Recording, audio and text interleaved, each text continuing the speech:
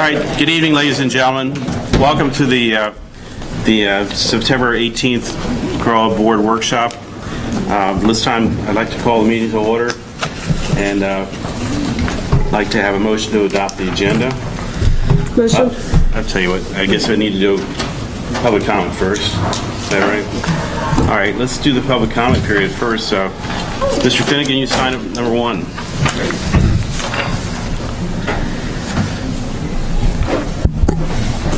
I was here in January talking about something that Darren Soto, who is a resident of this town, and I are concerned about, and that is that we should be doing more with renewable energy. The suggestion that we made... Pardon? Okay. It's on. I don't know if it's on. Maybe I don't think it's on. Hello, microphone. Oh, wow. The voice of God. Okay, start again. Yes, please. Darren Soto, who is our congressperson and who is a resident of this town, and I presented a document in January suggesting that we might begin to take some initiative in renewable energy here in Celebration. And I'll see him on Wednesday, and he's going to ask me, how are we doing in Celebration?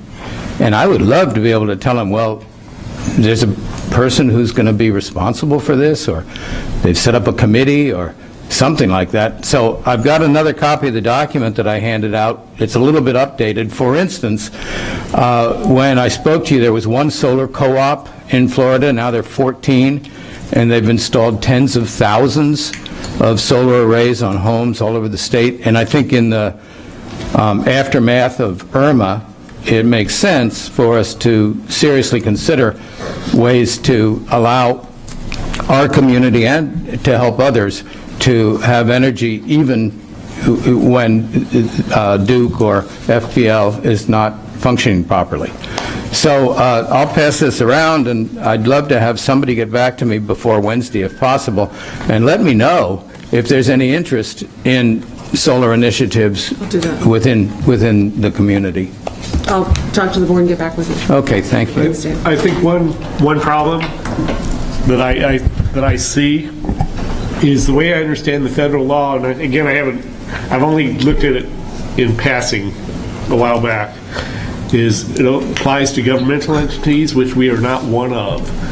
And being a homeowners association, if you would ask Mr. Soto if it does apply to homeowners associations, I personally would be opposed to overlaying this roof on this building with solar, if we can get it with governmental grants and such, the program you're talking about. But I do not believe it applies here for that particular issue. Well, there's many ways to do it. There's power purchase agreements, there's the PACE program, there's the SELF program, and so I think it's going to take looking into what is available and asking ourselves to do some work before we ask him to hand us a check. I think what we're going to find is that if we can arrange for a PPA or a PACE program, that it'll be cheaper to pay for the electricity from the solar panels than it would be to pay Duke Energy.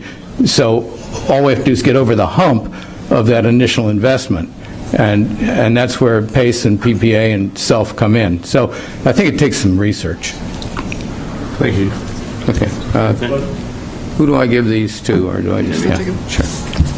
That's all right. If anyone wants a copy, let me know. Thank you, Jane. Thanks. All right, Debbie Todd.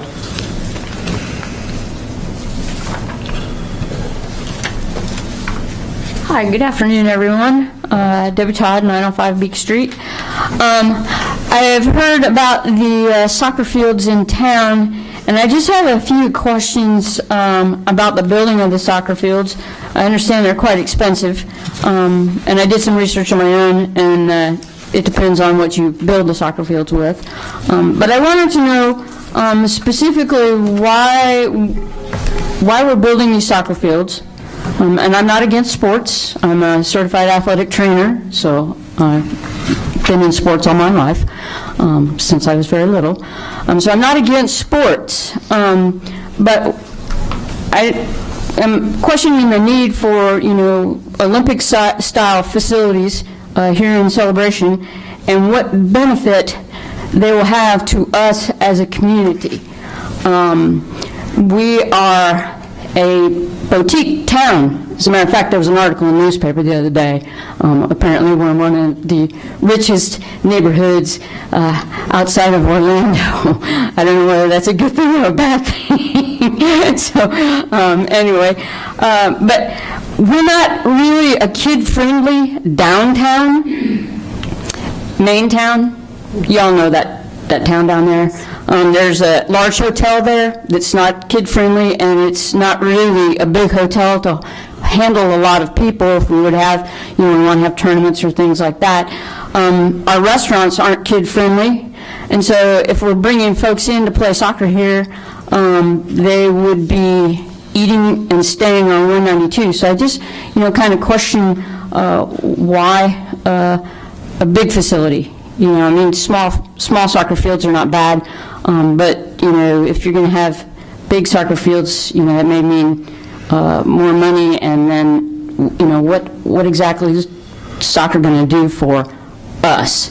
I don't have any kids, and my neighbors don't have any kids, and so we're an aging community.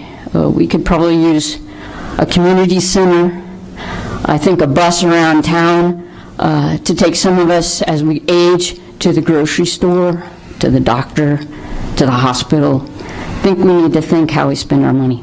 Thanks. Thank you. Thank you. Thank you, Debbie. All right, Tom Lloyd. Thank you. I just heard about this meeting a couple hours ago and through Debbie. And the question is, if I understand it from what she said, the cost of the soccer area would be $5 or $6 million. How long is it going to take to recap that money? If we used other money, can we get a sponsorship to do that instead of us paying for it? And it just seems like a lot of money for something that, as Debbie said, that it won't, if we don't get revenue back from it for 10, 15 years, we're wasting our money. So, just how long is it going to take to recap this money? And so that's all I got. Thank you. All right. Thank you. All right. Linda Lloyd? Okay. Gary Hudspeth? Okay. Eileen, you're next.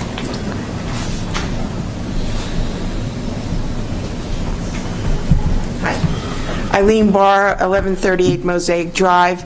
Most of what I'm going to say, I've already said at the Parks and Rec Committee. I think the original idea with one artificial field, and I would like to see that as a really nice artificial field with the very best quality items that, the best quality underlay that we can get, and maybe with some seating area and shade, because to answer the question about what it'll do for the community, if we're playing a really good game, I can't see any reason why people wouldn't want to go and see it, but it would really need it, the same kind of wonderful wow factor that we had for the dog park. It would be great if there was a comfortable place to sit and friends and relatives and neighbors could all go and watch, either kids or hopefully if the adults are playing. It would be a wonderful community thing. I am, however, opposed for a number of reasons for going beyond the one artificial field. One, on a personal level, but it's not quite so personal. Dave raised an issue at one of the board meetings about amenities for the dog park. And I'm working with special events, and we do this. We sell the bricks and the tiles at $500 and $100 each. It's quite an investment for people to make. And I feel very comfortable saying to people, look, the board gave us a beautiful, beautiful dog park. But there are certain things we now have to go back to the end of the line, and we don't play at all. We don't pay. We have nothing to do with maintenance, which is taken care of by you guys. We have to go back to the end of the line for certain amenities, and that's why we want to push that up, make it a little faster, and please give the money. It's going to be hard to say that if you're going to go for $1.5 million to $2 million extra dollars to do 2 more fields. It's sort of undercuts the argument a little bit. So that's one thing. I brought in an article, which I think you may have given out, or... Yeah. The real problem with the article, because we've all seen the same article for years, is that this appeared in the March issue of the Washington Post. So, yes, you can find articles for it and against it. It seems to have the major sorts of issues are the people who use the they break up the tires and you get tire crumbs. That seems to be the thing that people are looking at. There are better underfillings, but I'm sure they're very, very expensive, which is why I'd like to see us really put all our money into one state-of-the-art, best synthetic turf field that we could get. And I think the problem is that there's just going to be a lot of people opposed to synthetic turf. A lot of people just don't, including myself, just don't like the way it looks. It's not particularly pretty. It's not park-like. It's, we can still have playing fields that make it look more enticing, more park-like, more interesting to go to. We don't want to create a big dead space. I think that's it. Thank you. All right. I've run out of names. Is there anybody else who would like to speak? Okay. Can I make a response? They're calling Jack right now. There is a person that just contacted me if I could get a second when she comes in. Jill White wanted to speak. If anyone can approve that when she comes in. Anybody? This lady wanted to ask something. I'm sorry, I have a couple of questions, and this is about the field. I guess the thing I don't understand is, what is the purpose of the field? Is the purpose of the field to have our children be able to go there and play in it, or is it to bring revenue? So Can I make a comment? Sure. I think it addresses yours and some of the other points. Is that your only question? No, I have a couple more. Okay. Go ahead. So I do support putting fields in place. And they're not just soccer. There's going to be lacrosse, football, all sorts of different activities out there. Okay. In terms of the overall community, the intent of this community is to be a community of all ages. And so that is a challenge for us because we need to provide facilities and things that appeals to people of all ages. So we're not like Solivita, that's an over 65 community where we're just going to put in stuff just for people over 65. What parents want, and I'm very passionate about this, we do not want, we could very easily become an over 65 community. I mean, what parents want is they want a good education, a good school, and they want good sports, recreational activities for their kids. Right. And and if we don't have if we don't have good recreational activities, they're going to go somewhere else, and we want them to come here. So our goal is to have a first-class recreational program, not just for youth, for adults as well. But the challenge for us is that we definitely want to be a community for all ages, and so I would agree with you that when we look at spending money. I would agree that if the recreational group is coming and saying, let's go spend $6 million on soccer facilities, I'm sitting there saying we've got all sorts of other facilities that we need. We don't have the money, so we need to be reasonable about how we are spending our money on these things. Right. So, but we definitely. There's no question in my mind, we need to have better recreational facilities for our kids. We're dependent on the school district right now. If the school district could sit there and say, listen, we're not going to let you use it anymore, we have nothing. And we're going to lose every young family here. We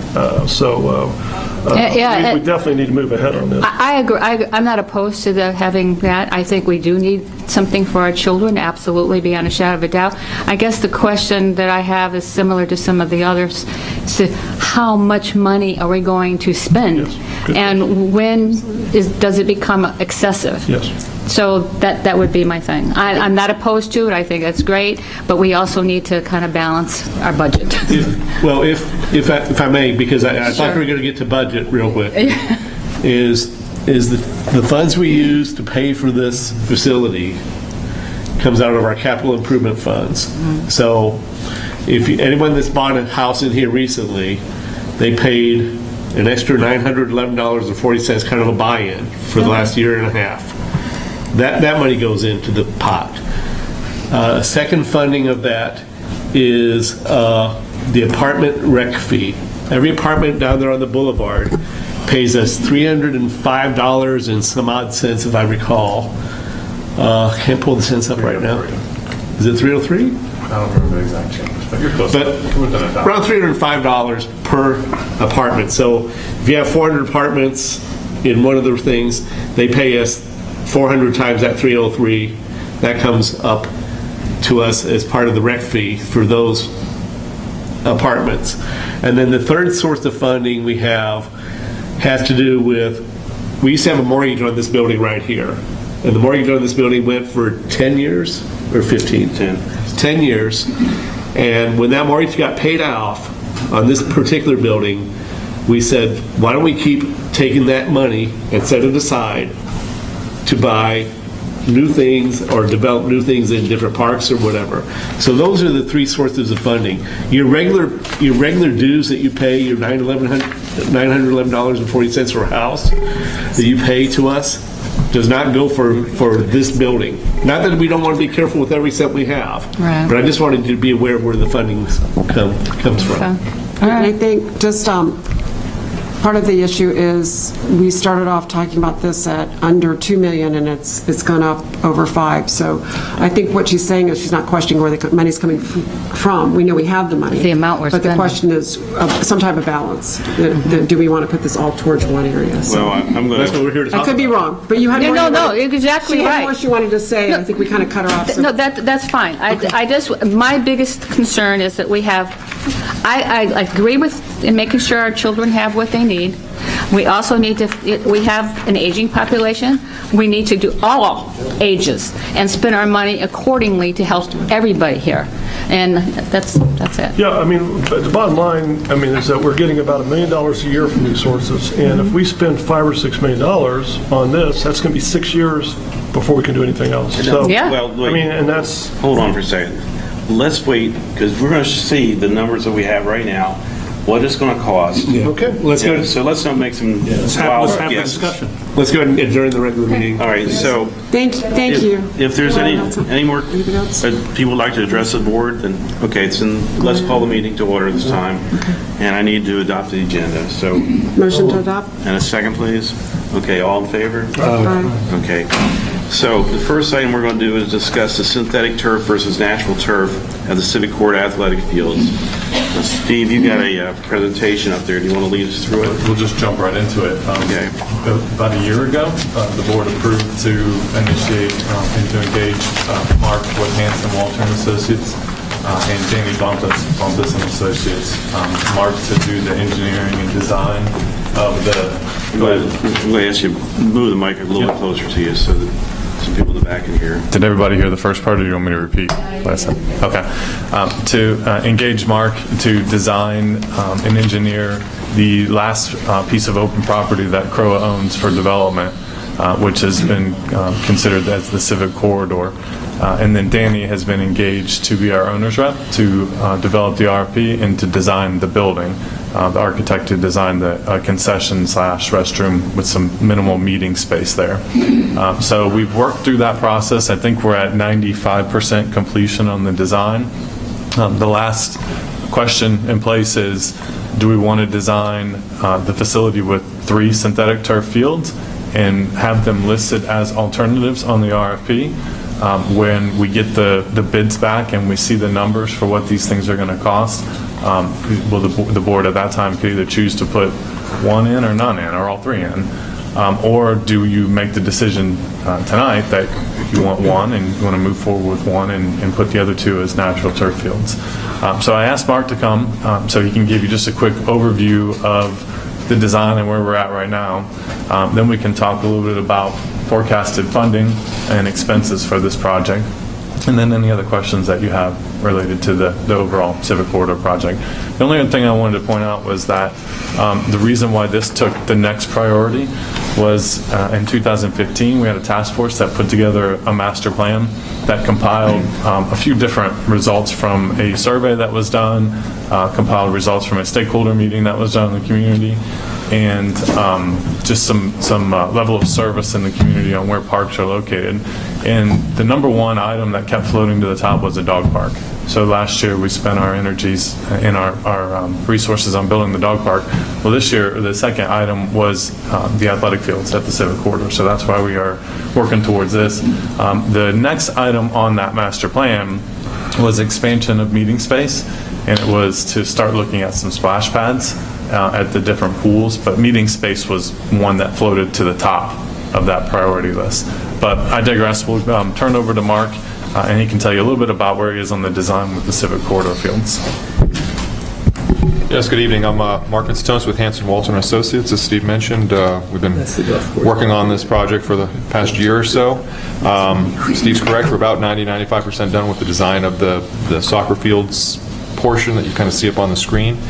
Currently, we're kind of right in the throes of the road extension to get to the fields. That's kind of been a sticking point, as I'm sure most of you are aware of the reasons with the golf course. So with the fields, we've got 2 turf fields currently designed.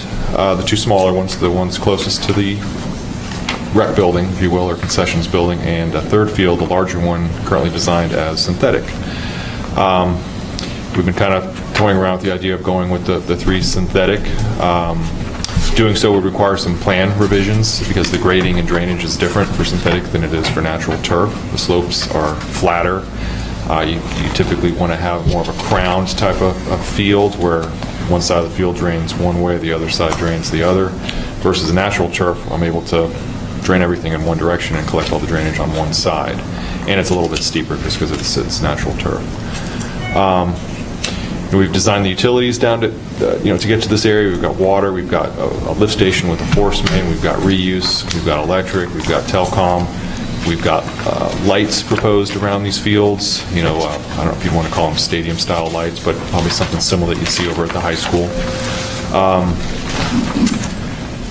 Like I said, the drainage is done. We're kind of playing around. We recently had some discussions on do we add some playground areas and covered pavilions. The plan that you see up there currently shows a 1,200 square foot covered pavilion in the center of the synthetic field. In some of the recent meetings I've had, we're looking at adding a second or relocating that one to the end of the synthetic field and maybe adding some playground areas or at least some envelopes for future playground areas. That would as well require some regrading of that area because currently it's just sloping off towards the wetland. We'd have to kind of elevate that area, now bring that area into the drainage system and the ripple effect that it causes. We've been successful with the gas company to a point and the golf course with extending the road and maintaining the same design and spacing that you currently have out there in front of the dog park and in front of the CDD building. So that comes with some benefits with just uniformity, access, parking, and the attorneys are currently working on the easements with the golf course to try to finalize that as well going forward. Timing-wise, depending on which way we go with the synthetic, we're probably 3 to 4 weeks from making submittals to the, first one would be Celebration Company. And then once we start making the submittals, I would anticipate 3 to 4 months of review, comments, resubmittals to get to that final approval. So one thing that Steve mentioned, and I may have mentioned it to him before, and I'll mention it again, is when we do go to bid with this, if we do decide to show this as synthetic, and the board at the time of bidding decides to go to turf, we'll have to come up with a game plan on how to do that because the design is different. So maybe I don't know, that's something I can work with Steve with, but that is something we'll have to consider. That it's almost like we've got to get 2 designs permitted. You've got one for the turf, one for the synthetic. How do we do that? I'll have to figure that out. How do we permit 2 designs there? But other than that, I don't know if anyone's got any specific questions on So just a point, since this is a taped workshop that will be broadcast shortly, 2 points. One is I would ask that this design be embedded into the footage so that viewers on follow-up can see that. Second, for all of us, I would ask that this be done in a non-architectural way so that it's very clear what is where without all the lines. Show us where the current road ends, show us where a proposed road and parking would be, show us where the concession stand is, and then make it large enough so we can see where Celebration Avenue is and the proposed access there. Also, so there's parallel with the materials provided to the board, be very clear with what is tract E1, tract E2, tract, I think it's D, whatever the different labels that are being used are. So just, it's almost maybe a hand drawing, which is fine, but it helps to show us what is where, because that is not clear. I mean, I can see 3 fields. 2 other points just based on what you've said so far. Steve, you used the term, the last question, should there be 3 synthetic fields? I think what we've heard tonight is there's broader questions than just synthetic, 0, 1, 2, or 3 synthetics. I think there's broader questions. Because I do not believe the board has authorized the study of this and the schematics, but not authorized the entire project. Second, I've heard Mark and I heard one of the speakers talk about soccer fields. That's different than athletic fields. Soccer is for soccer. Athletic is, as Paul cited, I think you cited 4 sports. I think it was you. 3 that I know. Well, 3, whatever. But you cited multiple sports. So are these designed as soccer fields and soccer alone? Because that makes a big difference. Or something else. You're saying what kind of dimensions well enough that we could do a football game? Correct. Well, yes. Or other things. But are they designed specifically for? So I would just ask that our language be clear with what we're talking about. Well, let's describe these fields. Yeah, if I can answer those questions. I'll start first by going over what this design, what you're seeing up there. To my left, you'll see where the end of this design, that would be where the existing CCDD building is. So we're talking about behind the library, where the dog park is initially, and then past that is the CCDD building. That's what you see on the left-hand side. The piece that's in between the athletic fields and the CCDD building is currently the golf course's property. And as Mark mentioned, some of the challenges to get to our property, at the very top of that piece of property there, you'll see there's a line that divides it. That's a 50-foot access easement that we have available to us to be able to build a road over, but it also has a gas line underneath that that's owned by the Florida Gas Transmission Company, and that gas line underneath has a 50-foot gas easement also. So the question becomes, which easement trumps the other? And the more we talk about it, the more we learn that the gas easement takes precedence. So we had some challenges with extending our overall easement into the golf course property, and we finally were able to have a meeting with the Davis family and get them to agree verbally on an additional easement so we can build that road. So you can see that's part of the conversation here. You have to build a road to be able to get to the facility. And then at the very end there, you'll see there's an initial parking lot, and in that parking lot there's a concession building and a restroom building. And then you see a sidewalk trail that extends through the end of the facility, and you see 3 fields. You have, the way that this is currently designed, the first 2 fields are natural turf, the third would be a synthetic turf field. So one of the questions was the track names. We can certainly label those so that you can identify it by track so you know which track is which, but we do not currently own the piece of property that's the golf course property. We own just at the end where the parking lot and the athletic fields start. The authorization of the projects, Mr. Anderson's correct. This is right now just in the process of the design, the engineering, and then to put it out to RFP. Once we get the RFPs back, it'll come back in front of the board. You'll have your presentations on, and then at that point you'll vote to approve what you want to build and how much you're going to spend on building that. And then lastly, these are designed first by space, as far as fitting the maximum amount of field space that we can fit within the space that we have available to us. And then working with the different youth athletic groups to talk about what they need for dimensions for the different types of fields. So we had a meeting last year with youth flag football, youth soccer, youth lacrosse, and talked a little bit about those dimensions. Now, for the purpose of design, they have soccer lines on there, but they're not just soccer fields, not by any means. They'll be utilized for multi-purpose. Synthetic opens up possibilities for more utilization, because you have very little wear and tear and you have very little downtime after rain. But all three of those fields are designed so that they can be utilized by all of our sports groups in town. And the synthetic fields, I mean, rains, you can play. Right. 5 minutes later. Yeah, I think it was 360 inches per hour that drain off of those fields, and that amount of rain wasn't even hurricane, the one that hit Houston. So there's quick drainage and get you back on those fields right away. Now, I said youth athletic groups.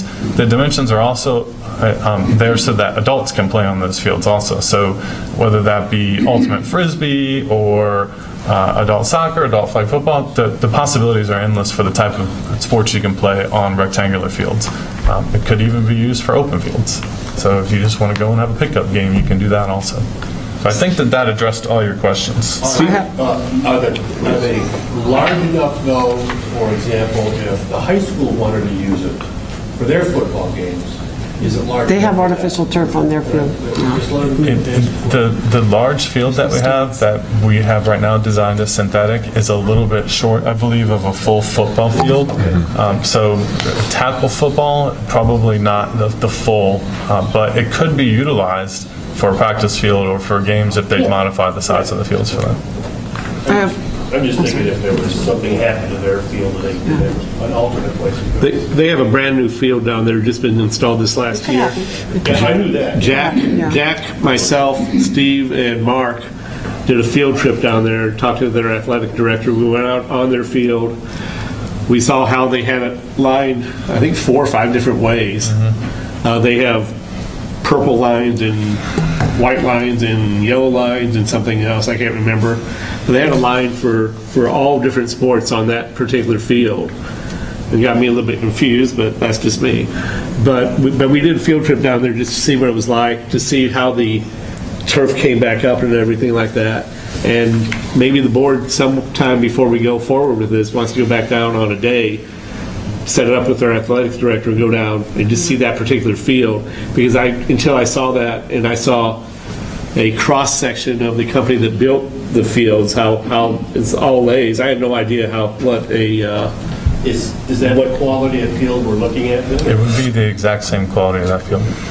Now, the lines that Leonard talks about, as many lines as you want to put onto your field, it will drive the cost of the overall field because they have to sew the carpet together. So it does drive the cost a little bit. But they do sell paint that you can put on the fields, and they had more of a permanent type paint that they put down because they know that their sports are year-round. So they chose to do, I think, 3 different infill designs on the field that were woven in, and then they painted everything else on the fields. Steve, I have 4 questions. I don't know if you want to just do it one by one, be easier. Sure. Okay. The first one, the trails, I didn't add it up, but it's approximately $800,000 in walking trails. Could the county participate at all in that, or have we reached out to the county for part of their budget, since that is open as far as those walking trails? We have not talked to Osceola County at this point in time, but we have talked to the Development District about possibly contributing to those trails. So our design really kind of ends at the end of the field there.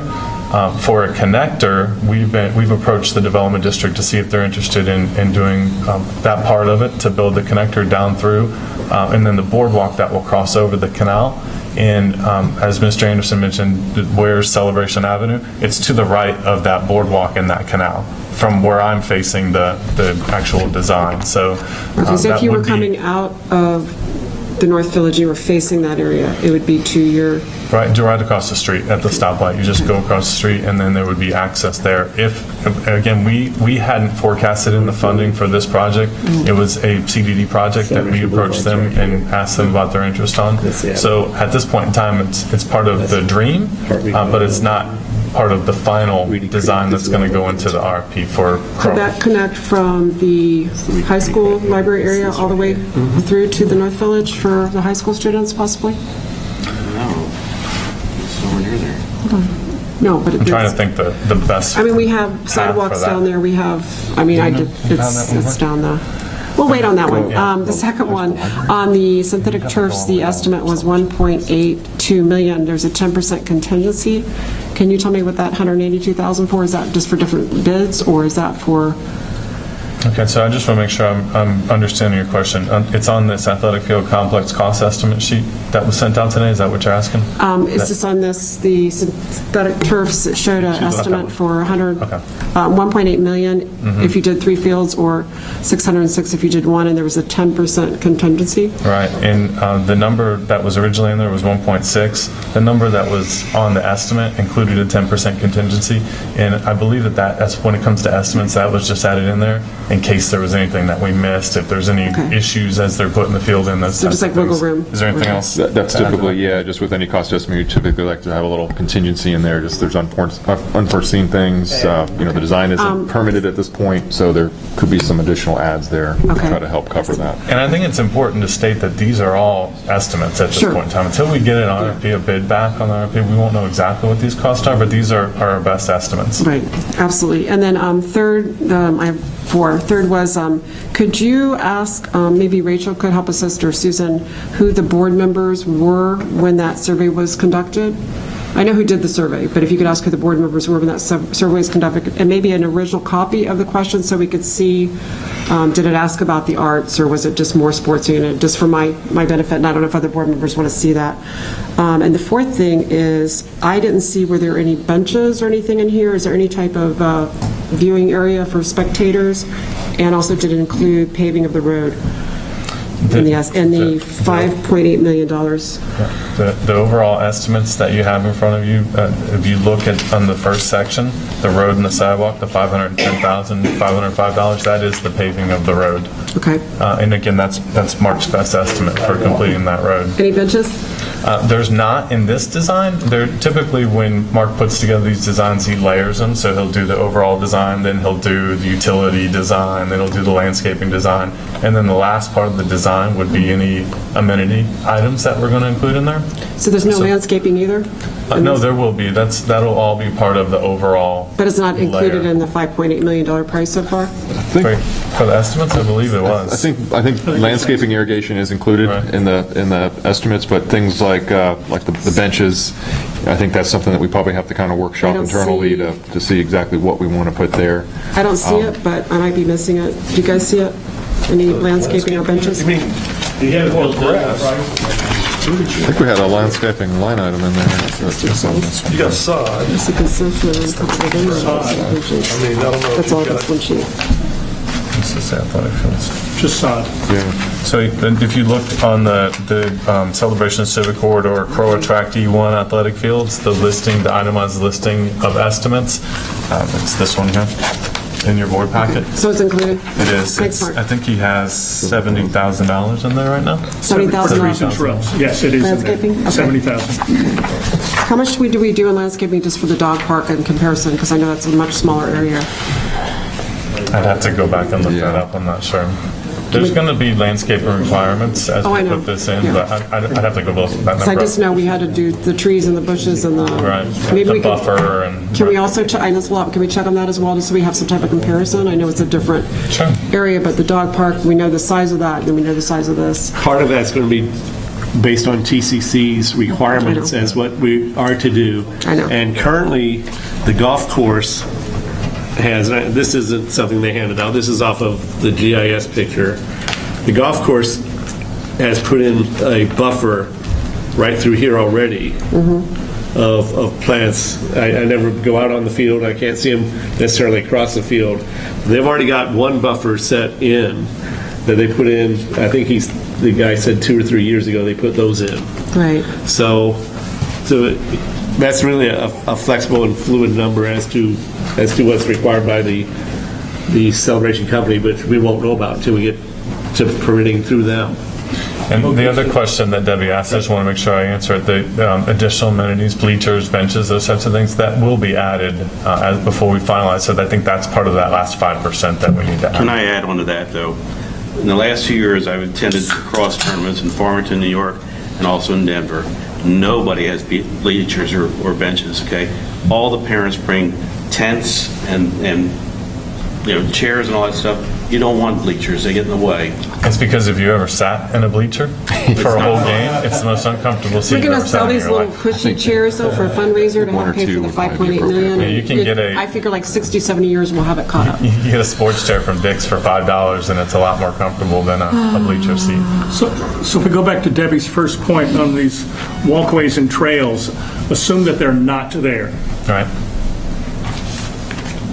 I know that there were discussions with CDD that if there's CDD funding, then there has to be public access. Is that correct? I think it would fall in line Where with... does that come in? We have signed a public access agreement with them, and that basically means that the road's got to be available for them to use. It means that the restroom facilities are available. Parking lot. And parking lot. So we've covered all those bases. Okay. You haven't finalized the exact details of what that would include, but if the development district wanted to come on board and work on that project, they would move then towards working through those details of what exactly is public. But the trail would become a trail like all the other trails within Celebration. Anyone would have access to be able to use them. So right now, there's design for the trails, and then the funding is, we don't know. Maybe CDD, maybe not. Right. Mark has done a conceptual design for the trails, but we have not engaged him to do the final detailed drawings of those trails. Right, it's rough concept. Right, that's rough concept. So when we talk about the overall numbers, the numbers really look at, for an estimate, if you do the Taj Mahal, not including those trails, that trail connector, but if you do all three synthetic, you do the LED lighting, you build the road, it's about $4.3 million for that overall facility. Now, that includes the building as well. That includes the $500,000 building. Correct. That's everything. That's everything. Everything except for the trail extension into North Village. What, 4.3 million? Yes, What sir. financial impact then would those two fields not being Yeah, one field and then zero fields. What's the Yep, total? so your estimate at that point is around $3.1 million if you only do one field synthetic turf. Okay, And if you do pick zero? up almost $1 million. It's about $1.2 million to do the other. They're about $600,000 So per field. 2.5 if you don't do any? That's a question. Okay. Can I? Yes. 2.5 if you don't do any? 1.8. Assume what is it for no synthetic? All grass. Well, that would Well, take out. we would have to take, and someone that's really good at math, take off another 600,000 from 3.1 million. So that's 2.5. Right? So if you did no synthetic at all, 2.5. Well, I have a Mark question. I'm sorry, then you can go. Jack's irritated because, see, they meet every Wednesday, and we're not in on this, so we don't know all the things that are in his head. So he is much smarter than all of us, I will agree with that. But, so I'm trying to catch up here, I'm sorry. But, Mark, is there any opportunity for solar? And I ask that just because we are looking at some environmental things. Is it LED the way to go? Does solar, is there any possible environmental thing we can look at, or is it just too expensive? Are there any tax credits? You're talking two different things. I'm asking Debbie. Mark, hold on. But Yeah. you're not asking a question that is answerable by him because you're talking two different things. You know what? He's a big boy, he can figure it out. Solar is your source of the energy. I realize that. LED is the type of lighting you're using. I realize that. I asked if you can use solar in place of LED in any areas, or you could do a mix, like you have some LEDs and some solar. I would imagine you could put panels on the roof of the concessions building, Thank whether or you. not that generates enough Leonard, wattage you can answer your or own amps question, maybe let's talk to Mark. power LED. I wouldn't be the one to know. I think you're getting into the world of electrical and Okay, so you're not mechanical aware of any engineering. tax credits? of that? Tax credits, I would imagine there's some. Usually those companies that install this stuff will have some That's not what I'm rebates from the saying. government. How much those You know what, are. Leonard, I had a solar house in 1969. I You're guess. getting information on I that. think that the LED question is important because I failed to talk about the LED, but LED is important. There's a difference between metal halide and LED when it comes to energy consumption and how much energy you need to use to light. LED will save you over time, and I can get a cost estimate analysis from Musco Lighting what your cost recovery Oh, I know is for that. LED is the way to go. We've already done that. I just didn't know if there was any solar we could look at to implement or help with anything. All right, my turn. I've waited for all Okay, you guys. it's Jack's turn. It's Jack's turn. Look, we've looked at the final delivery price as of a certain date. Okay, let's look down the road. What will the fields cost us over the 10-year lifespan of the carpet? What will it cost us to maintain the synthetic fields versus Yeah, that's a big the turf fields. Huge factor. Okay? Because that's what we're looking at. And also, let's look at the amount of hours that we can use these fields, because right now we have a problem. We have to pay for lighting for this field over here. We can't get onto it before 4 o'clock in the afternoon, and we're off by 8 o'clock at night. We have a limited use of this ball field here. What will these fields provide us? So I utilized a cost analysis, natural turf versus field turf calculator, and we're looking at over an 8-year investment for natural grass. It's about $478,000 for the annual maintenance cost of the field, which is anywhere between $40,000 and $50,000. Resodding annually at about $50,000. Irrigation and water about $6,000. Annual paint costs about $7,500. And for the field turf, you're looking at the sub-base initial cost, and then the field turf costs, which is the number that we talked about. It's $280,000 and $340,000, $280,000, $340,000. You have a minimal annual maintenance cost of just brushing those fields. It's approximately $5,000, and then there's no resodding, no water, no paint, depending on how you line those fields. So it's a total 8-year investment on that. It's about $660,000. And most of that's upfront capital investment on the fields. And you're looking at the difference between, depending on what type of rain we get, the number of hours. The calculator showed best case scenario about 15,000 hours of usage over 8 years, and for field turf it's about 24,000 total hours. Now say that again. Does those numbers include the capital cost of putting in that turf? That your field turf is all up front, pretty much. It's $5,000 ongoing per year, but all the other money is an upfront cost that you're paying to build the field turf. Yeah, but you've got capital cost to put in the artificial turf and the regular turf. Right. So this calculator really takes into account already having the fields and what your maintenance is, so it doesn't include that. Let me ask you, I mean, these numbers, I mean, are they, where do they come from? They come from a field turf? It's a field turf, but it's a calculation system. From a company? It's from the supplier, field turf, so, I'm not sure I'm going to give it. But you have to put your numbers in, though. They don't make up the numbers for you. You have to put in your numbers. So we put in what our numbers are. We pay $70,000 to mow these fields and water these athletic fields here, the K-8 fields here. That's our yearly output, about $70,000. Like it says, reside, but it's got a question mark here. So, I mean, so 50,000 is the number that came from you? What it costs to resod a field? Yes. The sod here on the estimate says it's going to cost just $28,000 for the sod on the field. I think that number's a little bit low, but that's something that we're going to continue. The math on the resodding, according to my calculations, is every 5 years. Resodding is every 5 years, not annual, if you do the math according to their chart. Have we resodded these fields out here every year? No, but if you look at the conditions, it's not annual. It's not annual resodding to come up. Yeah, I don't see anybody that resods annually. If you did annual resodding over 8 years at $50,000 a year, that's $400,000. They're saying annual maintenance cost plus annual water plus annual paint. That adds up to $53,500 per year. Multiply that by 8, that itself is $428,000, which allows for one resodding over an 8-year period. Yeah, and that was done by the artificial turf. It was done by the artificial turf lobbying group or manufacturing organization. So I don't know that if this is true information. Paul's point. All right, let's try and get organized as to responses. Can I get a clarification on the numbers first? Because, I mean, so the numbers you provided, 0, 1, and 3, that all assumes LED lighting, right? Because that is also, that assumes LED lighting on all 3 fields? You're looking at the complex cost estimate? Yes, you got 4.3 million for 3, 3.1.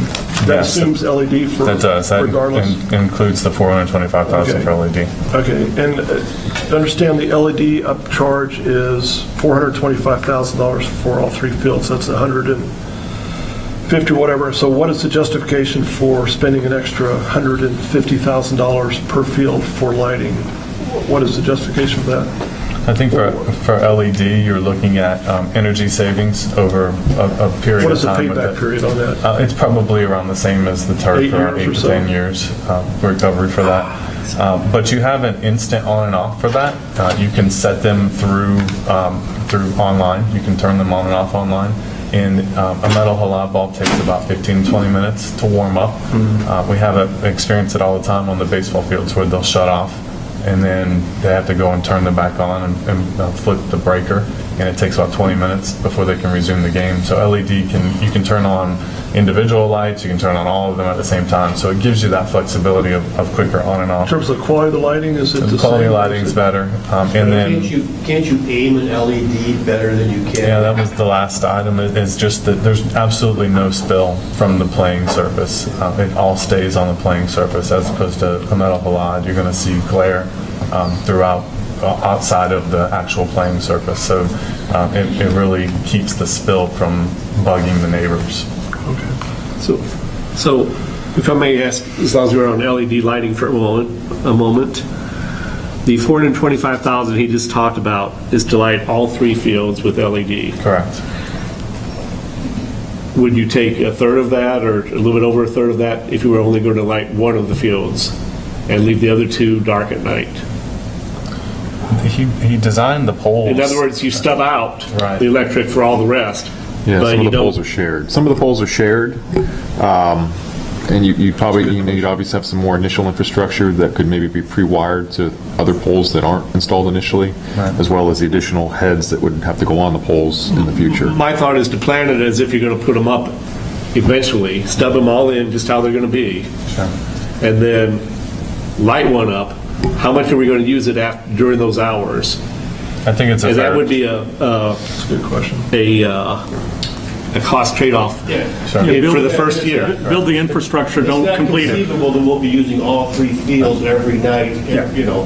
Have one that's lit. And they'll be Using listed. one lit. And if you light the artificial turf, if there is one artificial turf, then it has the most usage available to it. The other thing that can do with all of this is, and if we did one artificial field, test the usage. Exactly. We don't know what the demand will be until it happens.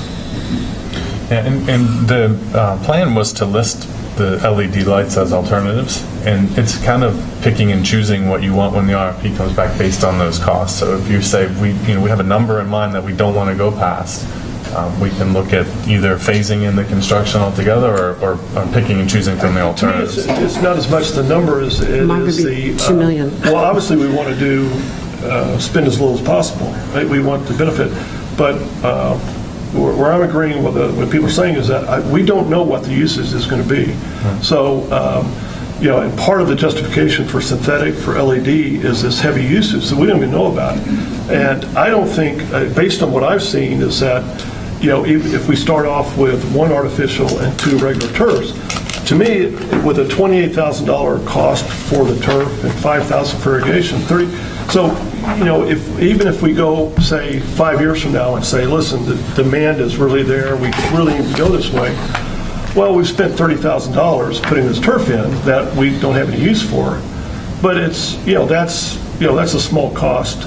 So it's not like we're sinking, $1 million into this thing, and then we decide, we want to put artificial turf in, and we're going to lose $1 million. We're going to lose $30,000. So, and a lot of it is based on, again, we don't know what the demand is, and if it's there, we spend the money later on. But I'd like to recognize Vanessa, if I can get a second on that. Second. Okay, come on up. But before you do that, I want to address one thing. If you're talking about switching out of turf to artificial turf at some point, it's not a $30,000 cost because it's a redesign of the drainage system completely. Okay? It's a major redesign. No, well, I mean, you're basically... But if you're moving and replacing that, What's the major? let's Can ask you that. repeat that, Jack? I'm sorry. If at some point in time we decide we're done with the regular turf and we want to go to artificial turf, what is our cost as far as redesign? How much is it going to cost for us? What do we have to do? Infrastructure primarily. you potentially have some storm pipe upsizing, which I think if we're going to look at that, I think you'd want to put the larger pipes in now, because I think it can get very expensive to rip up and replace. Okay. We'd have to rip out the irrigation system. Have to pull out the irrigation system. And redo the drainage system, right? And redo the drainage and then And re-slope it. And re-slope it.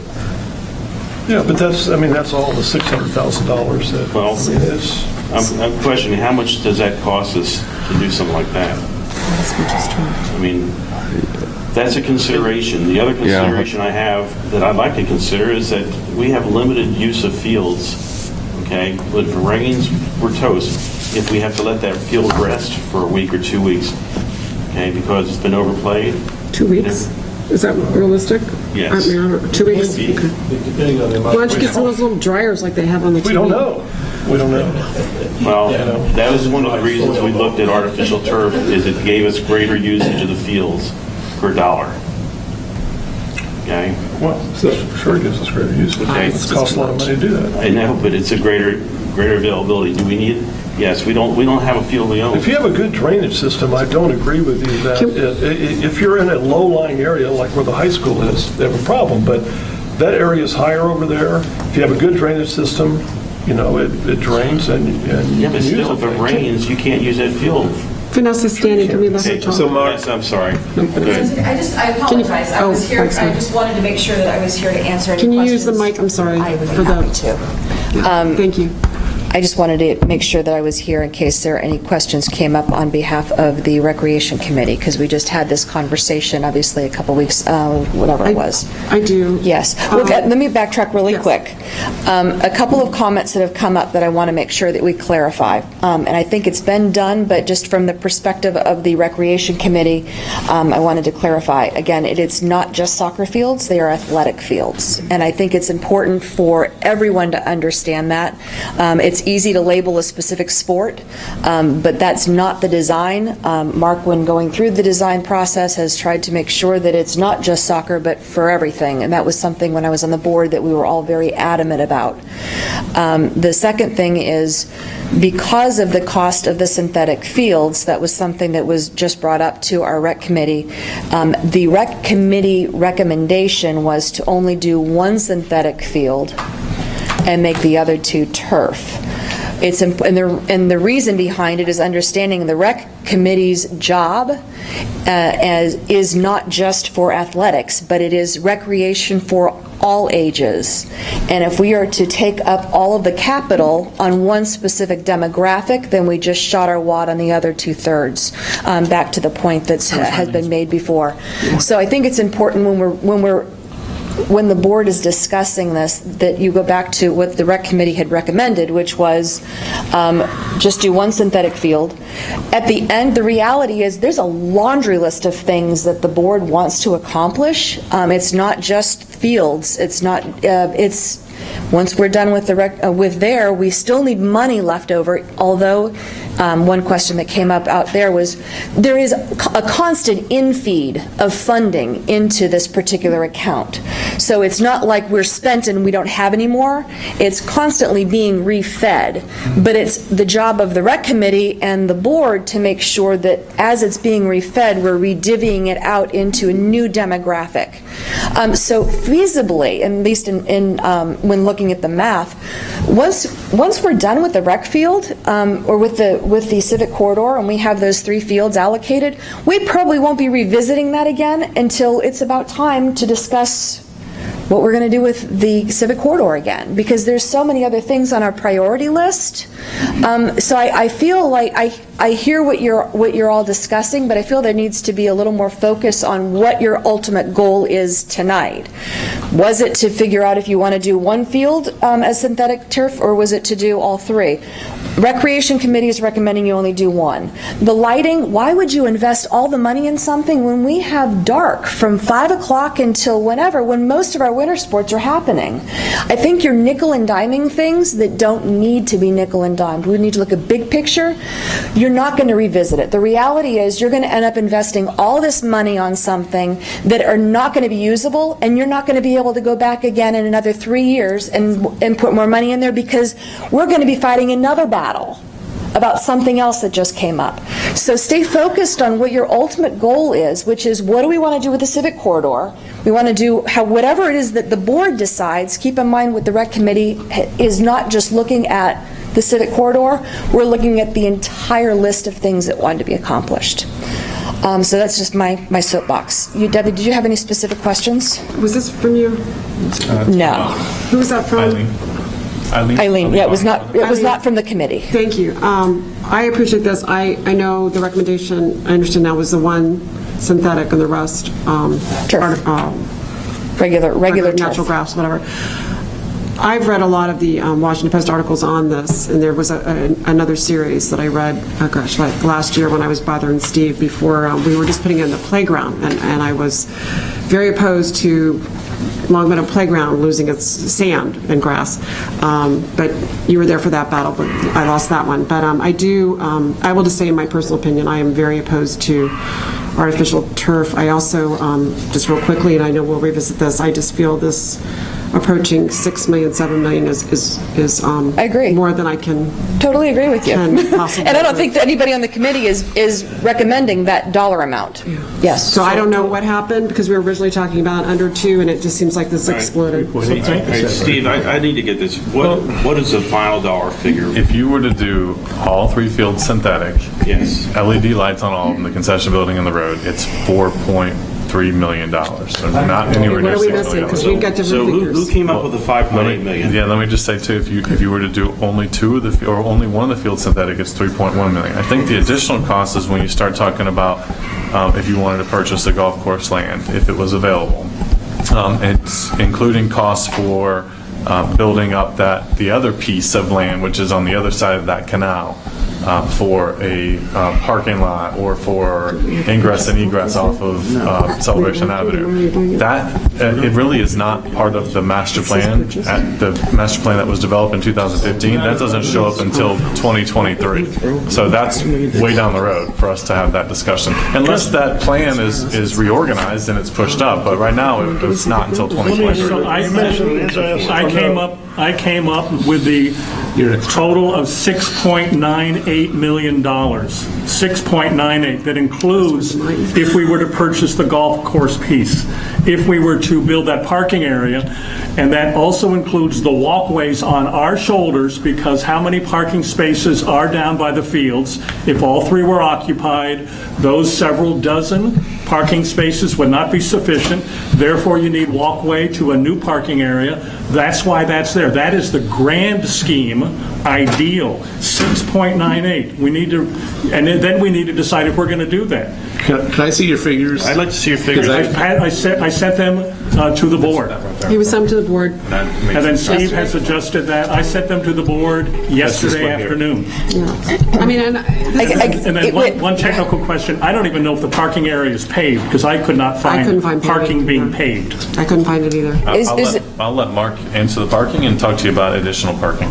Can I quick question though? I just want to specific to our committee, because I actually have to leave, but I want to make sure if there's any questions at all. Yeah. So I think I heard you say the lighting, that the committee feels strongly that you need the lighting on all 3 fields. Is that right? I don't know that, I cannot speak on behalf of the whole committee on that. That was not something that came before the committee. So I will clarify that. You made some mention about that if you guys were winter or whatever, well, I mean, I think if you think about it specifically, and again, I don't want to speak on behalf of the whole committee on this, because that's not fair. We did not discuss that in the meeting at all.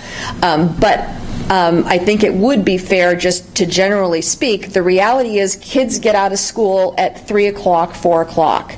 So you're basically giving a 1-hour opportunity for a bulk of your fall sports. Okay.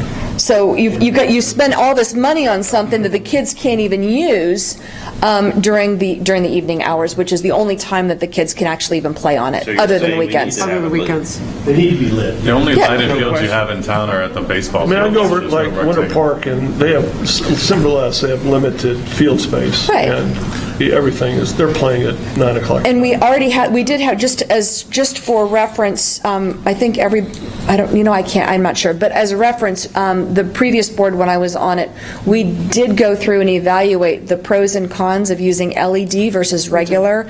As a board, it was unanimous to go through with the LED. So just to help you guys with understanding where we were coming from, because we actually changed all the tennis court lighting to LED for the exact same conversation we already had. So if that helps any with this, that we actually as a board at that point in time decided everything we need to start converting over to LED. It's more cost efficient and more efficient for time. I had a follow-on question for the Recreation Committee. Yeah. One of the things I'm really interested in, I think Debbie alluded to that, is artificial turf pluses and minuses. And we can see on this manufacturer's write-up, some of the pieces. But in terms of safety, in terms of injury, did you all find a neutral study or series? Did you look at any of that? I can say that if there was a neutral study that was done, I did not see it. Okay. But I personally did not look for it. We did have a conversation about the pros and cons of synthetic turf versus natural turf. And I don't know that there was a deciding factor more on one versus the other with regards to safety. But you were okay going with one? All right, We were fine with, as a committee, we were fine with recommending one. Let's stop right here. We've got an expert over here in rec planning, okay? He's done 15 years for Volusia County, okay? He knows the artificial turf. That's the person you should be asking that question to. We did use it. Well, we did. He was part of. Just as a reference, Steve was obviously in all of the rec committee meetings. So he was. So the recommendation of the rec committee was based a lot on research that was obviously with our rec experts. And you went one artificial and two non-artificial. That was the recommendation made by the committee. And again, Steve, is no offense, but he's looking at playtime. Let's get people out in the community. I'm a mom, I'm looking at safety, I'm looking at different areas, so that's why we asked more than one person. Yeah, that's so, I as a mom and as a committee, we were fine with having one field with that, so. Some unbiased statistical data that talks about the differences between astroturf and turf with regards to... I would look at the Washington Post study, they did a very extensive study. Was there anything else, was there anything else with regards to the rec committee you needed me for? We're done, thank you. Okay, perfect, thank you very much. Let's go to our They're actually a expert. very good paper. Let's go to our expert. Okay, Steve, tell us about artificial turf. I think that the real concern was not the turf, it's the type of infill that's used for the turf. So the turf, the way it's designed is there's blades of grass for each, to make what is to act like the natural grass. It won't stand up though unless you fill it with something. So part of the safety and for the testing that they do for fall zones is the infill of that grass. The rubber crumb infill is what drew a lot of attention, which is the recycled tire. There's so many different types of infill out there now, and we saw a presentation of a new infill that actually keeps the field about 35 degrees cooler on the field that's not made of rubber. So there's multiple options that are out there that you can utilize for that infill of the field. The playgrounds that we have right now have infill, but they're a sand silicone infill. They're not rubber crumb. So there's multiple options that you can utilize for the infill. But there's also studies, though. UCF just did a study for Seminole County for the baseball complex that did use all rubber crumb infill for all 9 of their artificial fields. And they came back where it was not conclusive, that there was no conclusive evidence that the rubber crumb had any cancer-causing agents in it. So I could get a copy of that study that was provided to Seminole County. There's another recent study that's out now that says that the argument's dead, that there is no evidence that shows that there's cancer causing from the rubber crumb. So we can pull some more articles. Do you have the but I injury don't think the studies? rubber crumb's the best way to go, personally, because it's very hot. Do you have the injury studies, though? I'm looking at injuries, not the I cancer. believe there are injury studies also that are available. Because I just know a lot of athletes that hurt their knee. Well, think about the difference here. So you're either falling on ground or you're falling on some sort of cushion surface. So that's the difference between an artificial turf and a natural turf. Can I recognize someone from the audience? I'd rather not yet. Can I have a second? Just to follow on, Steve. 1 second. Does our budget assume high quality, whatever that is, infill? Does our budget numbers assume good quality? This is called a cool fill. Go ahead. Okay. Tell them about cool fill. No, I don't need the details. Just as long as our budget Yeah. is going with the quality. Cool fill keeps the Right. He said temperature 35 temperature degrees. lower than the regular rubber crumb. If I may, if we could go through and just start talking, because I've got some questions for Mark. Start on this cost page right here about what we have to do if we're doing anything up there, okay? So the very first thing, under field preparation, Mark, is that all of your hauling in of the dirt? That's all of your underground construction? Tell me what that consists of. Yes, that includes, the parking lot, the handicap ramps, siding, striping, the dumpster pad enclosure, chain link fence, all the fill, landscaping, sodding, irrigation, pretty much all the site work needed for that. Okay, now at that point, we still don't have grass or turf on anything yet. Is that correct? We've just filled it up to where we're going to start that process? It does include the sodding and irrigation for those. So it includes sodding and irrigation for 2 or 3 fields out of that? All 3 fields. All 3. Okay. So then the road and sidewalk, of course, we've been through that about 18 times. We went between $950,000 to $510,000 now because of the golf course giving us that easement that we needed in order to move well, we couldn't build it without it. Couldn't do anything, yeah. We were going to have to be in litigation for years without having that done. Water and reuse water, the $21,000, is that the running the line up to there? Is that what that is? I'm looking down at the cost estimates, right, that Steve did on that page.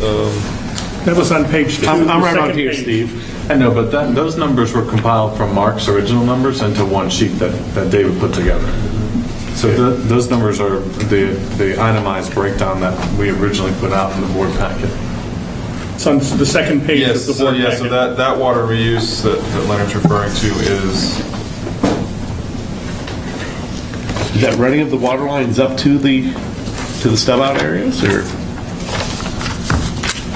That's really just the water and reuse and utilities on your site, on the CROA land, where the parking lot and the concession building. So running up is part of the 510,000, right? Yeah. The running of the water up there is part of the 510, and all of the other utilities under the road bed and that sidewalk is in that 510. Yes. David, Okay. after he talked to Steve this morning. Electricity then is That's LED. Here. that's based on page 5. What I'm trying to see is when do we? These are all minimums if we're going to use that property for anything having to do with athletics so far. Everything I've talked about so far. I'm trying to get down to what has to be there if we want the very, very bare minimum, and then we've already seen not the max, but the more Cadillac provision. And I just want to try to get all those numbers out here real quick. Probably the simplest way for that is to say, if you look at about 600,000 per synthetic field versus. No, I understand that, but a lot of this stuff coming down through here, if we're using that field for anything up, if we decided to do a Taj Mahal building up there, we'd still have to have the road, we'd still have to have the fill, we'd still have to have all these things in there to use that property. That 2115 or 21, yeah. So what I'm trying to do is divide this up into what is access to that property going to cost us Here it is. Yeah.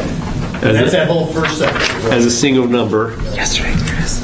And do you have that number right there? Do you have it total more or less? But this doesn't include the road, so I think that's Yeah, it what I doesn't said. include the road, yeah. Without the road, you have what then? We have, we kind of call it a base price, no synthetic or field lighting, 1.25 million, And then you have to add the road into. and then you would add the 500.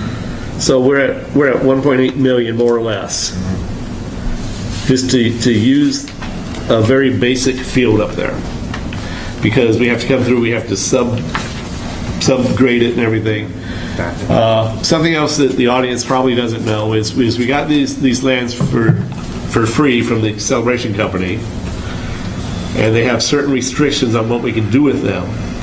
And the Celebration Company gave us around $400,000, as I recall, but we had a certain dollar amount of that during our closing costs to get that under. So I think we had 380,000 more or less. Right. And the approval process as part of the sale was that these would be, it was pitched to them as athletic fields initially. No, and they're actually deed restricted. There's certain, if you go and pull our deed restrictions on that, they are deed restricted for certain items. For recreational type facilities. So we're basically at 1.8 million. And that gives us basic access to the area. It gives us turf fields with no lighting. Sort of like what we have out here. More, I mean. Yeah, natural fields. And no sidewalk through the park. And no sidewalk down even. Okay, we have to have that in because fire code is going to require that. So what's that next dollar amount coming in? 8 foot. You bid an additional 260 though for the whole thing. What's your sidewalk cost down through the market at what the fire departments said?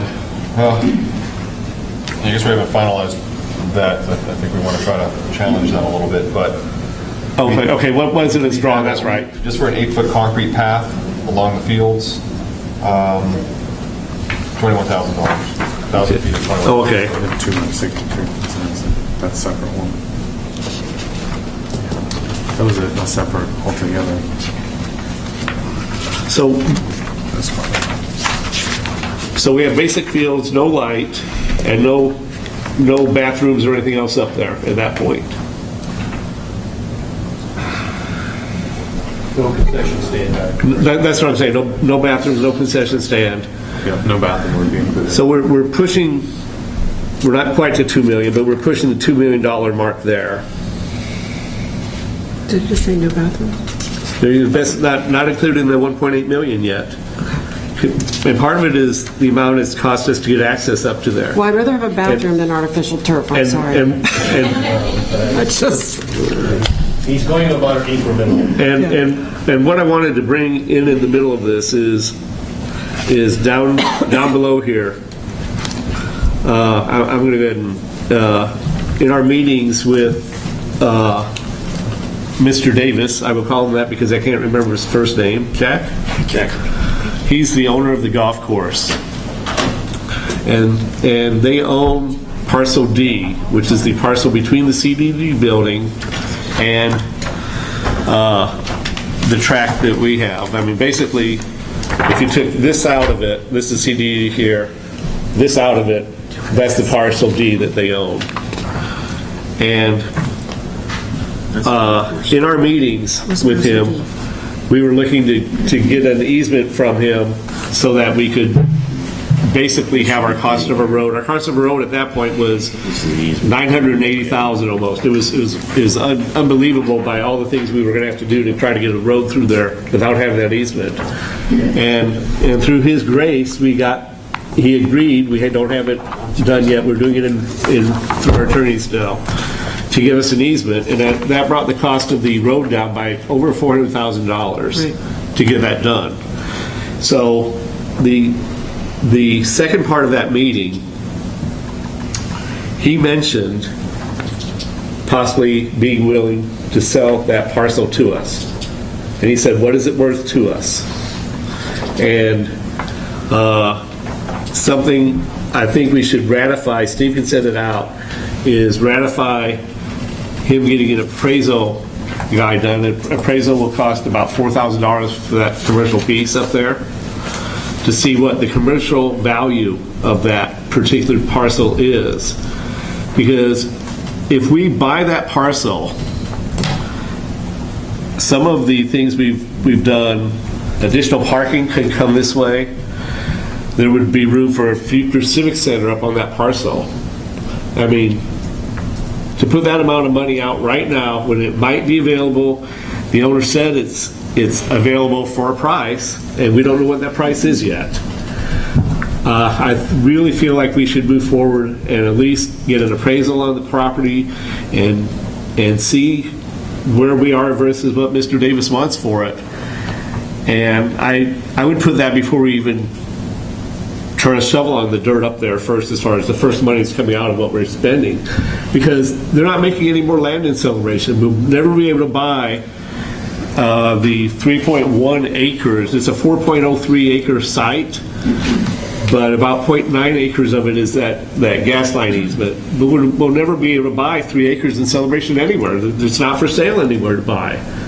And so if we don't get it at this go-around, not that we're really looking for it, Jack. No, he won't watch this. But if we don't get it in this go-around, it's gone forever. I agree with you.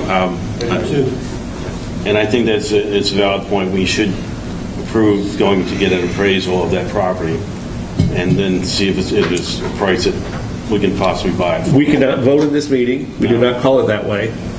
But this is one of those circumstances that we do a ratification vote at the next meeting on the price of the appraisal, which is $4,000 or less. It just has to be unanimous, or it has to go on the agenda. Let me ask you, I think it's going to be real hard to get an appraisal, because the properties has so many restrictions on it that, they could go out and appraise it and say, well, if it's, you could put condominiums on it, it could be worth this, but you can't put condominiums on it. So I guess we get appraisal. I understand what you're saying. It's going to be very difficult to get it. We know what they paid for it, and I don't think that's public information, so I'm not going to say it in this meeting.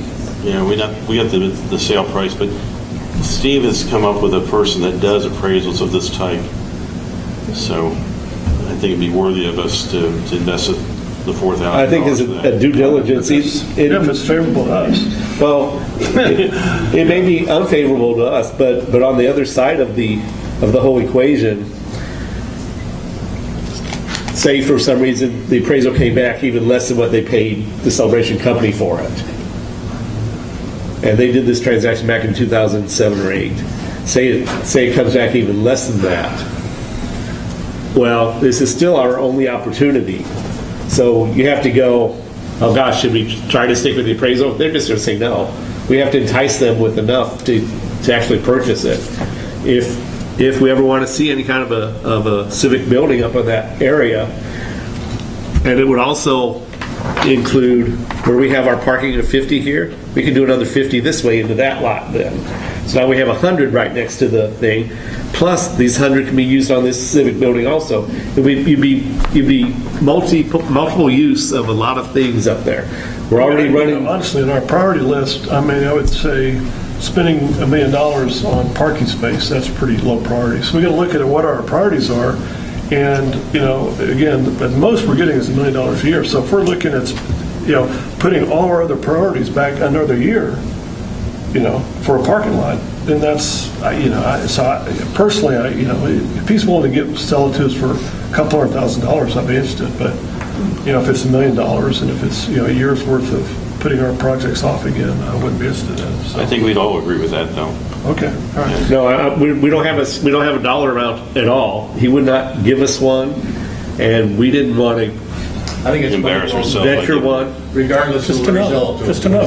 Well, what do you know what he paid for it? We can't. I can't tell you. You call me later. I'll tell you what it is. We could offer what he paid for it and say, if it's a reasonable amount, if you come to me and say, let's make an offer of $200,000, I'd say, okay, I'd entertain that.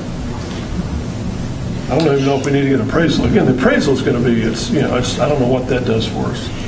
It gives us an idea of what we should bid for. I think it's part of our due. Because it's just. But I think it's part of our due diligence. Otherwise, no matter what we pay, why'd you pay that much, or why didn't you pay this much? So I think just as part of our due diligence, spending the $4,000. I'm going to quote Eric. We spent. What does he always say? We spend that on. He says something about legal fees all the time. We've spent that for less, or. Sometimes you get an appraisal to justify spending a lot of money you don't want to spend. So I don't know. Well, I can certainly send it out. It would have to be a unanimous decision, or we'll go on the agenda for next Wednesday. Okay. Let's send it out then. Eric's in the middle of the Atlantic. And if he can't vote, then it won't be unanimous. He's in the middle of the Atlantic as we speak. Then it's on our agenda for next Wednesday. Put it on the agenda. Jack, can I just one more thing we wanted to talk about? The funding where you are right now for the working capital is approximately $2.2 million that you have in the bank. We looked at about 900,000 for this year, putting you at about $2.5 million for the end of the year. We're estimating at the end of next year about $3.3 million. And then you moved $1 million of operating surplus from operating into your reserves. So you have about $4.3 million at the end of 2018 if you continue along your same pattern of approximately 25 houses per month selling. So that's where you are with your numbers right now. I think to move the project, the board's already engaged in contract with Hanson Walder and Associates to finish this design and to at least get it out to RFP. And then you can make a decision at that point where you want to go with it after the RFP. Mark's really at his last 5%. And I think we need to give some clear direction tonight of what that last 5% looks like so that we can get the permitting and then get it out for RFP to get to that point of the process. Can RFP be tiered, saying we'd like an RFP for the base and then An add-on. Now we want to add on lights or synthetic. Give us an RFP for synthetic turf, give us an RFP for... Or one synthetic and two turf. That's or exactly how three we'd turf. ask. But you can tier some things. But they call it alternatives on the RFP. It'll be the base, this is what we need, and then it'll say building alternative 1, it'll say LED lights alternative 2, it'll say synthetic turf alternative 3, and then you can look at it from the base versus adding 1 alternative, 2 alternatives, or all 3 alternatives. And all the infrastructure. If you remember when we did the dog park, there were certain add-ons that parking spaces, if you want more parking, it would cost us this much more, and those types of things. I think we did about $54,000 worth of add-ons for I that. thought we were having this because we were talking, we were going to have to spend an extra $10,000 if we were to ask in the RFP. That's exactly why we three. had this meeting tonight, because if Mark's going to design this to have all 3 fields synthetic, we do have to pay him a little bit more because we didn't engage him to do that originally. He's put in a lot of hours over the year on this project, so there would be an additional change order to the design contract.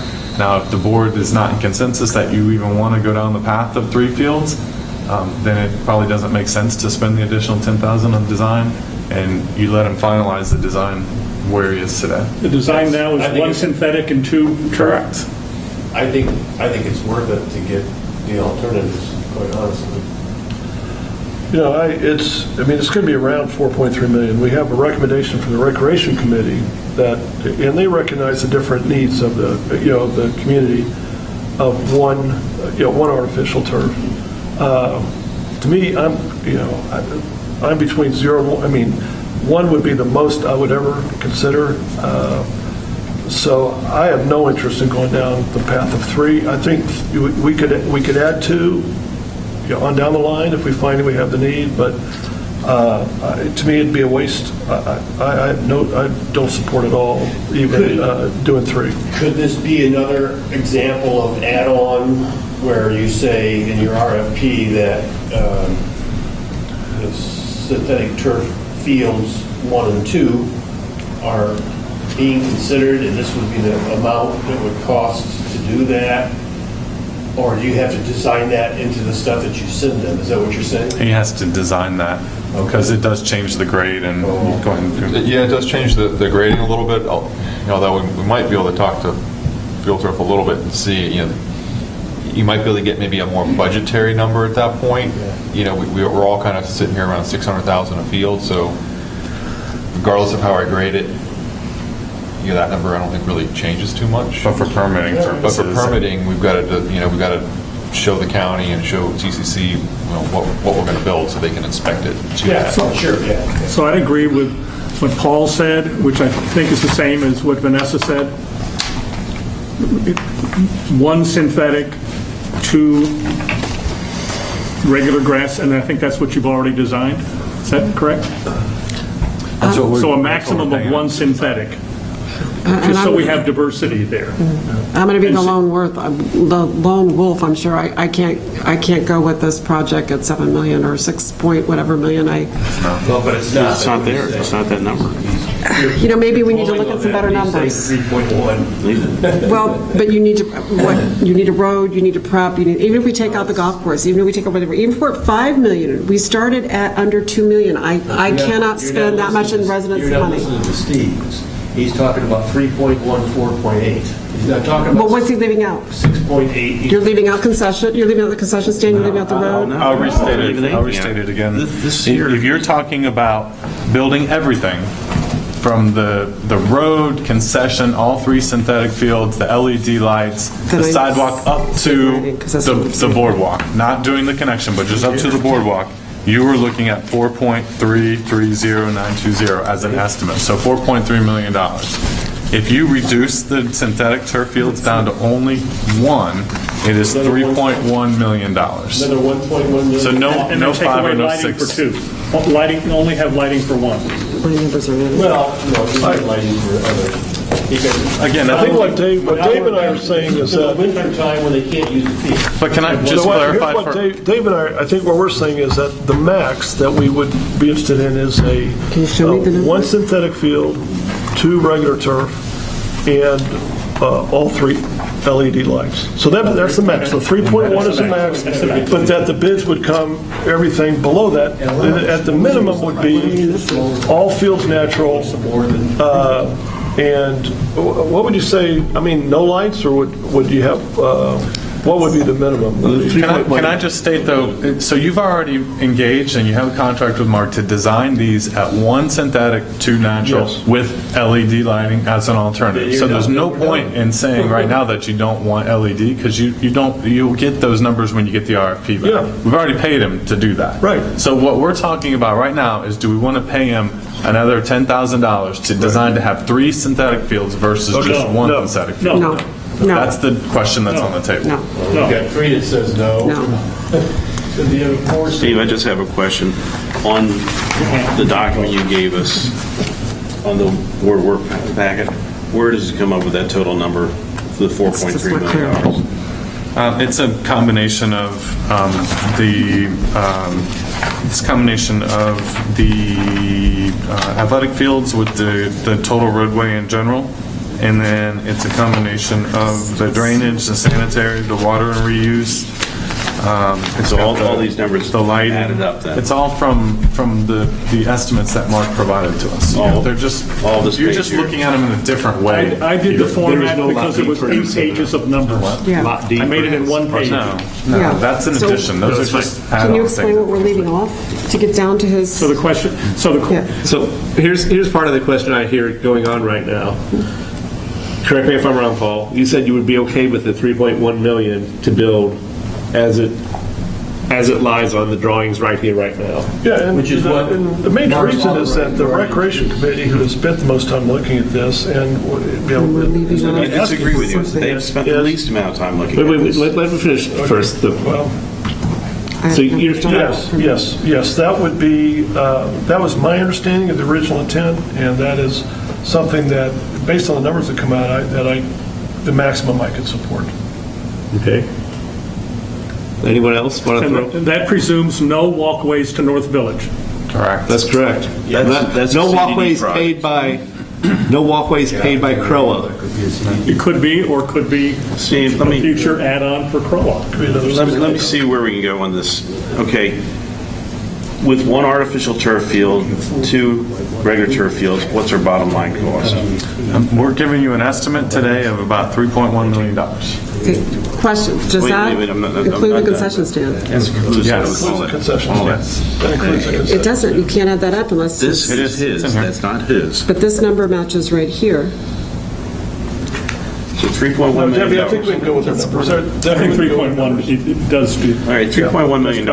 Let's think about this. Okay, we've got 2.3. how 2.3 right now in the bank. we have You have by 2.1. 1st of 2.2. 2019, January 1st, 2019, the first day that anybody's going to set on this field, we'll probably have 4.3 million. I was going to say, we can take Is 10 that you correct? include- by the end of the- I don't dispute with the If you money. include your $1 million of surplus that you moved over, if you're just Right. looking at working Right. capital, you're at about 3.3. All right, hold on for a second. So that's $4.3 million, and that covers this project.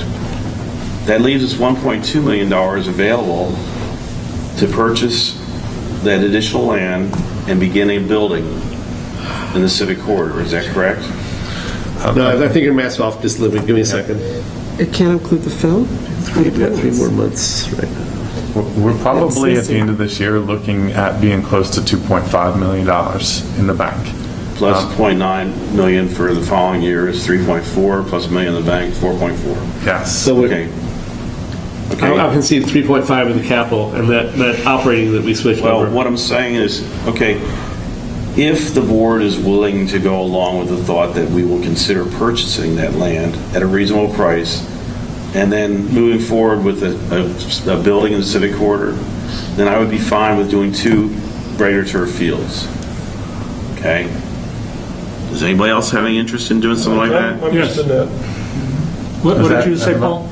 Yeah, I'm interested in that. Yeah. I have more interest in that. I'm interested in other amenities, Okay, other so space, meeting rooms, Unanimous consensus facilities. then to look at that route.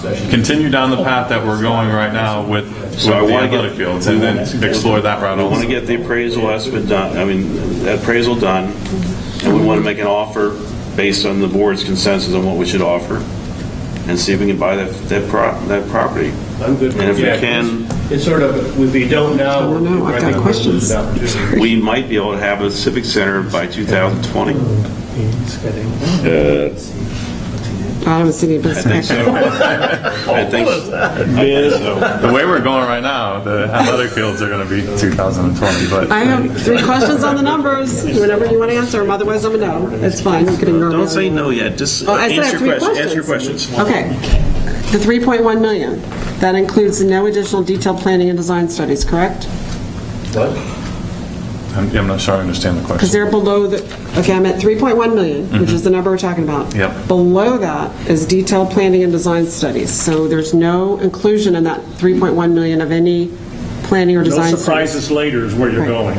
There's no landscaping, correct? There's landscape. There is landscaping, okay. So- There's no permits and licensing? contingencies. Is there- Wait a second, I don't know where you're getting this from. I'm looking at, Did the original plan, 3.1 million, include permits, what I'm asking. licensing, and landscaping? Mark, can you answer that first? That's the original. Yeah, definitely Yes, it included, is in we had some budget numbers for landscaping. does it include the fill for the? Yes, Okay, and does it include the parking, yes, but no way to walk to it or get to it with the trails? That's the CDD. from the problem. library side only. No, you're assuming the CDD is going to vote for that. If they And I don't don't know, care if you they do. can't get to the fields, I have a problem. Yes, you do. You can get from the library side, you can get the fields by the- You're going to come from the dog park side. Yeah. You just can't get to it from Celebrate. Yeah, I Right, can- you're just going to come from the dog park side. Okay, that's what I'm asking. Okay. Yeah, so there will be a road with the sidewalk from through the civic corridor from behind the library. From the back part. Yeah, with that included in that number. And can you just tell me where that is on this? I'm sorry, but this is the worst layout I've ever seen on numbers. Can you tell me where it is on the numbers? So I just want to clarify, there's the numbers that I sent in the board packet are the estimates from the engineering firm Right. on what this thing's going to cost. Right. David took it and put it in a different view for you. So I think everything Yeah, I'm from looking that. at yours now. but Yeah, I'm looking okay, at so if yours. you're looking at, all right, so looking what's at your yours. question then? The sidewalk, I'm trying to find the sidewalk in yours. Sidewalk will be on the first page, roadway in general. I've got boardwalk, We've got 8-foot concrete fence, bike bridge, path. I just kept finding the sidewalk. That's what she's talking, she's in these, she's in the so- detail. I got a lot of boardwalk and I sent lights. him this one too. There's because also this page one 8. You sent Page us 8, that has. I numbered the pages Quarter by because they weren't numbered. I included this total. Hold on, page 8. So that's an additional savings. deduction. That's A, not- track E, lot D, lot, Are you trying to figure out if Mark left something out or what? That's what I'm trying to figure out where you're going with it, Debbie. no, I'm just looking for the sidewalk, sorry. The road and sidewalk. But I thought for Crow Fields I meant Road, this. page D, you've got And then different, for you've got a canal different printout. means this, and then canal the other side. But, Okay, let me look at your printout, you got a different printout. yeah. So, where's it, show me the 7 and sidewalk in your printout. I'm sorry, page 7. It's this page right here. Page 7, 6 foot. Here, Debbie, I'll give this to you. 6 foot wide sidewalk. Okay, what's the price, what's the number? 6 foot wide concrete sidewalk, linear foot's 100, I'm sorry, Taking out new linear foot is 1,000, $14,000 and it's $21 a linear for the foot. sidewalk. That's all? It's 21,000. Okay, he says 14,000, you say 21. What do we have? What is the number? There's a sidewalk listed on page Everyone's got 7. different sheets because this has been redone so No, much. well, this is what they sent out in the board Okay, so packet. it's 21? So it's roadway general on top, CROA track E is the next one down, and it's the 8th or 9th one down there, and it says 8-foot wide concrete bike path. Yes. And you come across, it has linear feet, you've got 1,000 linear feet of it at $21 per linear foot, and it amounts to $21,000 for that path. Separately on page 7, there's a sidewalk. Thank you. 6-foot wide sidewalk. My pages aren't even numbered, so I'm sorry. I know, I hand numbered them. Under parking, under field area and lighting, or under 5-foot wide or 6-foot wide? drainage, sanitary, water, synthetic, alternate totals. 6-foot wide. Show me the page this way so I can just... Page 7. Okay. No, I just... It's labeled Lot D. Yeah, it's got 10th item that. down. Yeah, Lot D is the 10th golf item course. down. Lot D is the sidewalk leading up. That's the infrastructure to get us there. That's why we need a map. The structure, the 21,000 off of here, It's right there. Okay, the is it- 21, Can't find it. David, Draw it black. I understand you're confused about the two, but the 21,000 here is for 6-foot wide. Lot E1, once we get on our property, to go out to an 8-foot wide sidewalk. We need to redraw this in English. Diagram. I don't have a board packet. No, you had a diagram. That's why I did this in English. Thank you. Okay. That's No, well, I the did. sidewalk from here to here. I know where the sidewalk is. I can't find the number for it on these sheets. Leonard, I think you're looking at something different than I'm looking at. I'm looking at the printout from Steve from yesterday. Yes. Track E1? No, go all the way back to the original print stuff that he sent you, or that... No, that's what he said. Rachel Rachel sent out the other day. That's it right 2 here. weeks ago. Oh, I thought we were on the yesterday stuff. No, it's yesterday's stuff. I am on yesterday's stuff. Sent it out last week, right before Well, the a meeting. day Are you or on two ago. Rachel E1? sent it All out right, last all right. Here's the packet. There's the official packet. So, Thank you. I did not get an official packet. That would be... Yes, I did. I did. A clear, so we I'm can sorry? see. Oh, okay. I haven't been home. Yeah. Reader's Digest version of so let me see, this is an order. Well, something Do is, you mind if I, Yes, go ahead. like the church, you do a fly-through. That's exactly how it went out. Rachel, this is what I have for my official packet, but I can't find the sidewalk, so I'm sorry. So we're past Mine's are 6:30, which is our numbered, so- designated time. This is the official packet, yeah. Yeah. This is what you gave me. How do we wrap this up for today? It sounds like... Past 6:30. There's some confusion, So yes. I think it sounds like there's a majority of the board at this point in time, though, that wants us to continue down the path that we're going, of one synthetic, 2 natural turf fields. The synthetic will be alternative, so it doesn't even lock you into having to buy a synthetic field. It just allows you to go out to RFP with that alternative listed on there. And in the meantime, I'm also going to explore looking at the cost of possibly acquiring the golf course property and looking at forecasting and funding for a future multi-purpose type building. and, Thank you, Steve, that's good. and Mark, if I may, in the design, give me just a second. In the design as it stands currently with the 2 turf, 1 artificial synthetic, do we have enough of the water drainage lines that are going to go out if we come back in 5 years or 10 years or whatever, take off that top, put in the new set there? In other words, will what we put deep in the ground, that bigger pipe, can we size that to be appropriate for the 3 at just a small add-on cost? Yeah. I think you'd want to do that. And Mark, can you just real quickly talk about what you utilize to come up with estimates? Because estimates are not going to be the bids. The bids are going to come in at different numbers. All right, guys. Hopefully. Guys. That's what we're going for. Tim, Dave, Mark's got something else to address us with. Yeah, just to talk about how we come up with the cost estimates. Obviously, the quantities are pretty straightforward. They're just based off of our current plan. So it's just a matter of putting a scale to it, the calculator, adding it up. The unit cost is really where the magic is. Those can vary all over the place depending on the contractor and the state of the economy. Typically, we'll look at recent bids from other contractors on other jobs for the price of pipe, price of asphalt, price of fill, and then that's how we come up with those numbers.